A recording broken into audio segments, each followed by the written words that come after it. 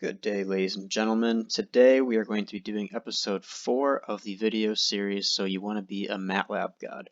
Today we are going to be talking about arrays in MATLAB. So for those of you who do not know what arrays are data structures that contain multiple elements in unique locations within a single variable. The easiest way to think of this is to think of matrices from math. So we're going to start off with vectors. So vectors in MATLAB just contain a single row or a single column of data points. So let's make one very quick. We'll call it A. And we're going to say A contains a row of 1, 2, 3, 4.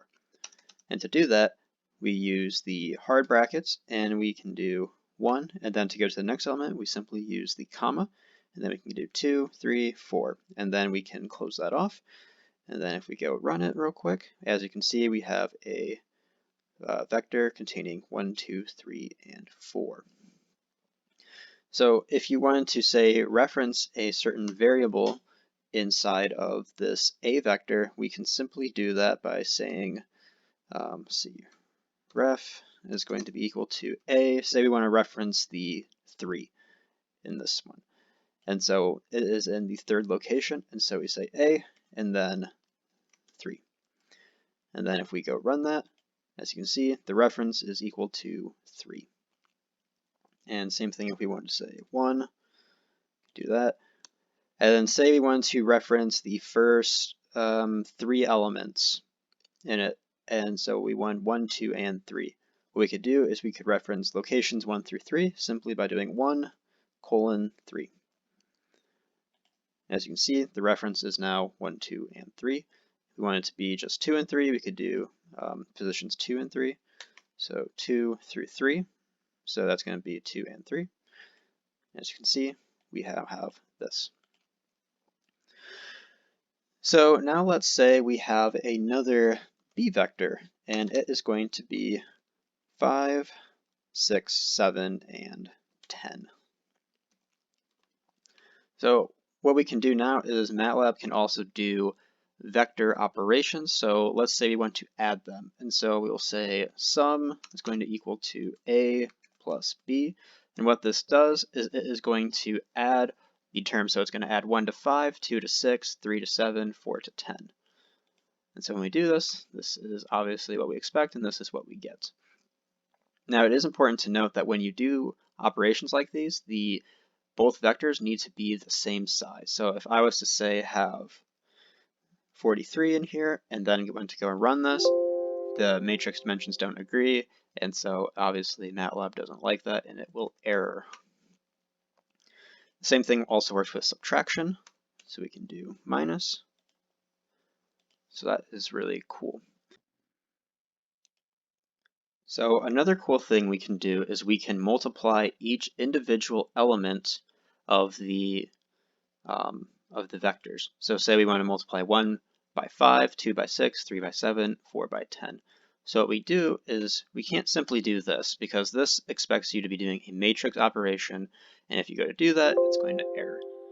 But one thing that's cool, just to point out how MATLAB will tell you recommended fixes for your problem.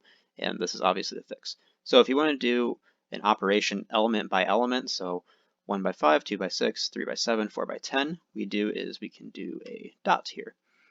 And then we go to do this, it does, and goes and multiplies 1 by 5, and so on. So that is really cool.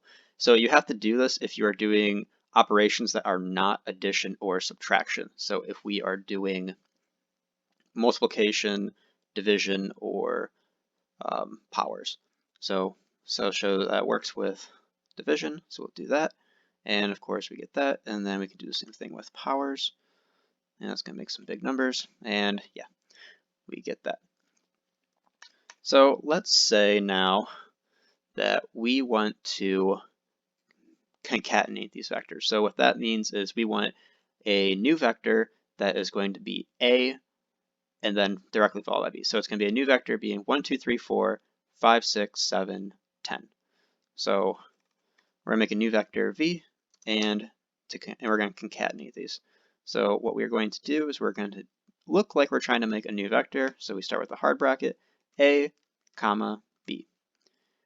And then when we go and do that, we then have a 1×6 vector, as we can see here, which contains all of the elements as we would expect. So another cool thing we can do is we can make these row vectors into column vectors. So in matrix, this will make more sense when we get more into matrices, but you have columns and rows, but say we want to have a column instead of a row. So let's now make a new matrix C, and it is going to be a column containing, let's say 2, 4, 6, 8. So as you can see, what I did here was to make a new row, so to make this a column, I use semicolons instead of using commas. So we go run this real quick, and as you can see, we have these in column form like so.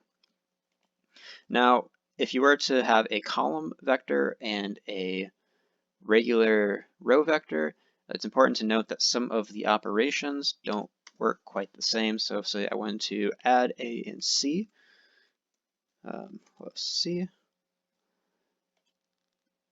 It does that, and it does so in kind of a weird way, which is not really what I expect. So it has, as we can see, 2 plus 1, which goes here, and then 2 plus 2, which goes here, and it does it all the way across, and like so. So that's kind of interesting. So now let's say that we have a vector and we want to make it a column instead of rows, but we don't want to go through and make semicolons. So a new cool thing we can do is we can say, we're going to make a new vector, we'll call it D, and we're going to say it is the transpose of A. And to do that, we simply do A, and then this little apostrophe right here. As you can see, we're going to have A all in a column. Another cool thing you can do is if you forgot to do semicolons or you're just lazy, you can do this, and then it's going to make a column instead of a row. And so we do that, and then let's unsuppress this real quick so we can see. And as you can see, we have a column instead of a row. So that's really nifty.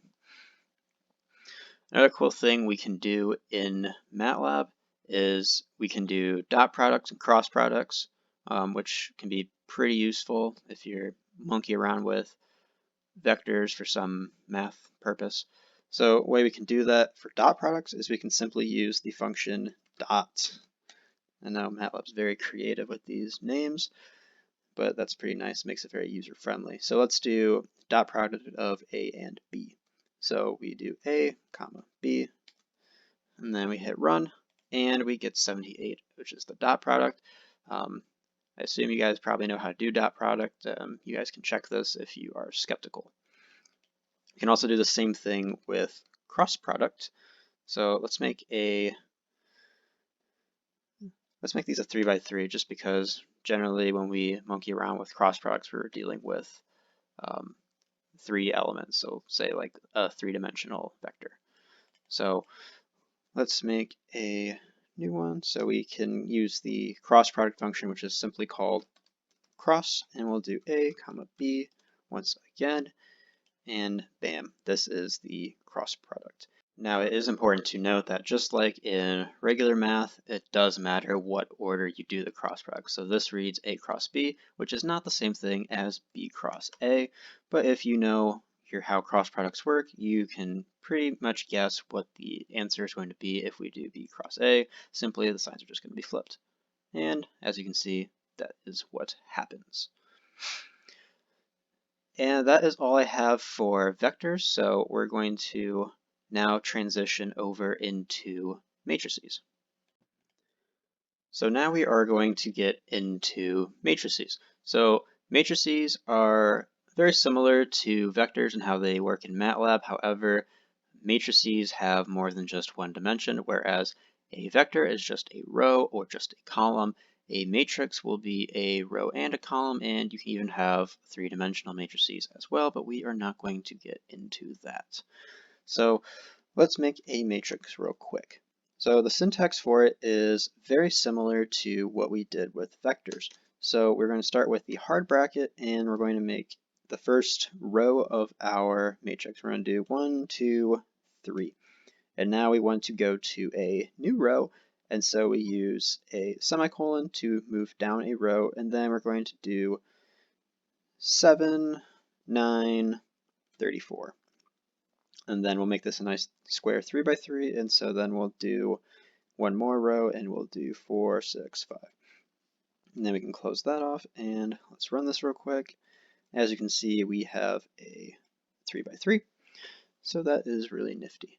So one thing that might be fun to do is to reference a very specific element in this matrix. So it works very similar to what we did with the vectors, except now we have an extra dimension. So now let's make the reference, and we are going to want to reference, say, this 6 here. And so we do A, and then the way it works is it goes what row you're referencing and then what column you're referencing. So the row we're referencing would be 3 in this case to get to the 6, so 3, and then comma, and then it'd be 2 because this would be the second column. So 3, comma, 2. And as we expect, 6 is our reference. So one thing that is important to note in MATLAB is that indexing starts at 1 and not at 0. A lot of other languages have it start at 0, so don't make that mistake. So for instance, if we were to say do 0 because we forgot that we were in MATLAB and not C++, we then of course get an error because MATLAB does not understand position 0. It understands position 1 though, so we can do that. So that's really cool. So now let's say we want to reference an entire row. So let's say we want to reference the entire first row. And so the way we can do that is we know that we want the first row, so that is row 1 because that is in this spot, and then we want everything in that row. And to do that, we can simply put a colon here, and then we are going to get 1, 2, 3. And same thing with the other way around. We can do the entire column, and let's say we want the second column, and we'll run that real quick, and then we get 2, 9, and 6. That is really cool. So the next thing we are going to do is we are going to transpose the matrix, which same thing as with vectors, everything that is a row becomes a column. So that's really can be useful depending on what you're doing. Just like with vectors, you can simply do this at the end, and now all of our rows and columns are flipped. Or if you want, we can say B is equal to A transpose, and that also does the same thing. So now let's say we want to, let's make another matrix real quick. We're going to call it B matrix, and it's going to simply be 1, 2, 3.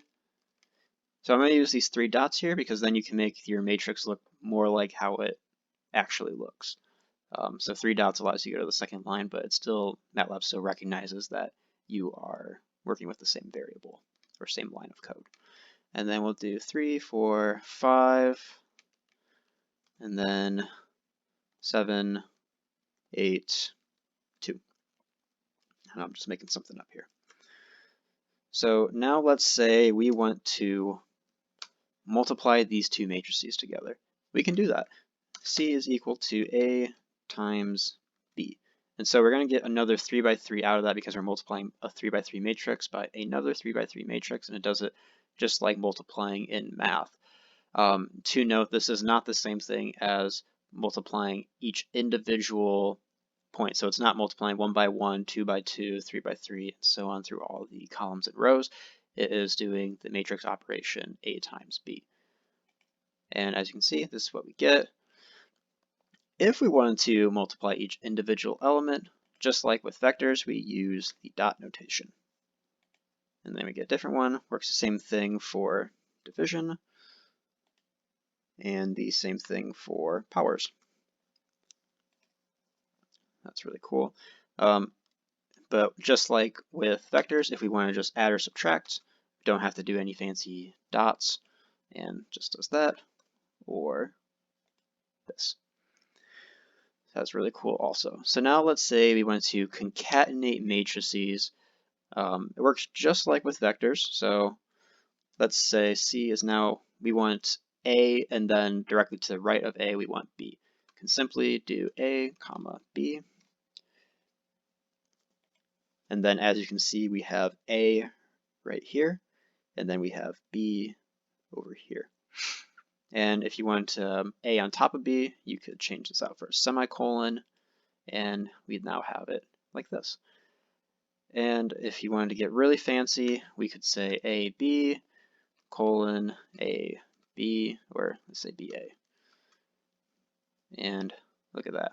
We now have A right here and A right here, and then B is here and here.